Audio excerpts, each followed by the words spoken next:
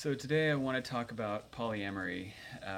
It's February 14th, Valentine's Day, the day of love, and seems like the right time to address this. I know a lot of people who dabble in open relationships and polyamory, and I've never once seen it work out well.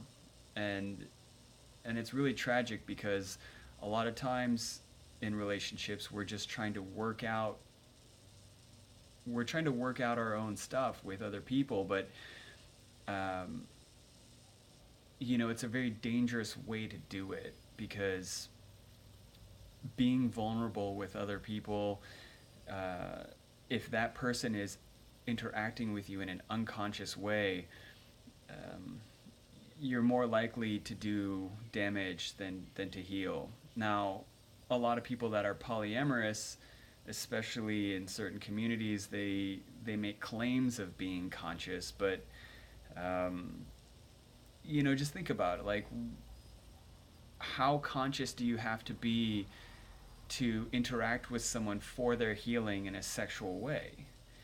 Does it make sense that if you really care about somebody and you want them to heal, that you can be there for them? You can be someone that can show them love and affection and trust and honesty and openness and not want to have sex with them? It really shows you the quality and the level of consciousness that the person has if they have to introduce sex as a component of their compassion and love for you. So keep that in mind when someone tries to heal you with their tantra. Um, so, from a more practical point of view, in terms of how relationships are held, you can really only spend so much time with a person before you just get emotionally exhausted, and that's another main reason why I think monogamy is so important, is that you only have really space to go deep with one person. Sometimes, and very realistically, you don't even have space to go deep with anyone besides yourself. So to even introduce one person can be a lot. But having one person that you really trust, that you can go into that space with, of all your fears and your anxieties and your traumas, that takes time to really build up the kind of foundation that's required for that depth.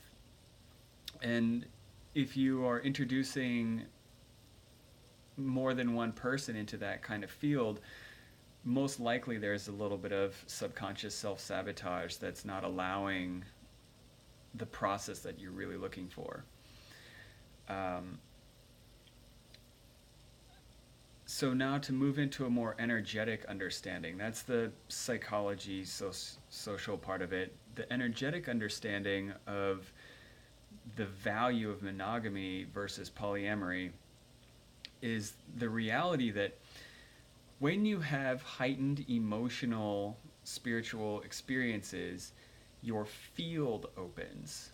Some people will call it the cocoon or your aura, or I don't know. There's different ways of describing it. The field that encases your system opens with orgasm and other heightened emotional experiences. So now imagine this protective shield that you are opening, especially with someone else in that field, in close proximity. Do you really want all the other things that someone else can bring to you? In a sense, it's like having sex without a condom. Except for, the symptoms are much more insidious and could take a lot longer to discover and extract. So that's another thing that's really important, is not even just to have sex with someone just because, but to really get to know them and to say, am I willing and with full awareness and consciousness wanting to involve myself with whatever this person's dealing with? Because you have to accept that you are now going to be integrated with whatever their process is, and that's part of the compassion of the relationship.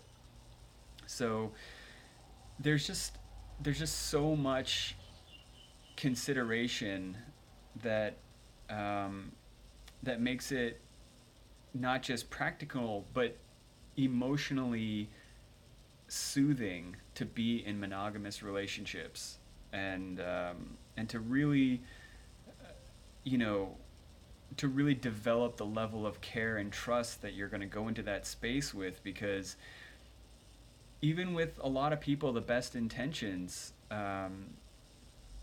you know, let me say it a different way. There are a lot of people who claim to be conscious and loving that have blind spots hiding from them their own issues that are just being manifested and provoked through unconscious relationships. And again, if someone really cares about you and they really want your healing for you, sex has really nothing to do with that. And so that should be, in my opinion, the foundation of the relationship. And then if the sexual, intimate part of it comes out of that, awesome. Good for you. Have fun. Um, but just to be mindful of what is the underlying quality of the interaction before you open yourself to um, whatever process that this person's going through. And then you know, to be fair, whatever process you're going through, you will now impart on whoever you invite into your field. So to summarize this whole conversation, it's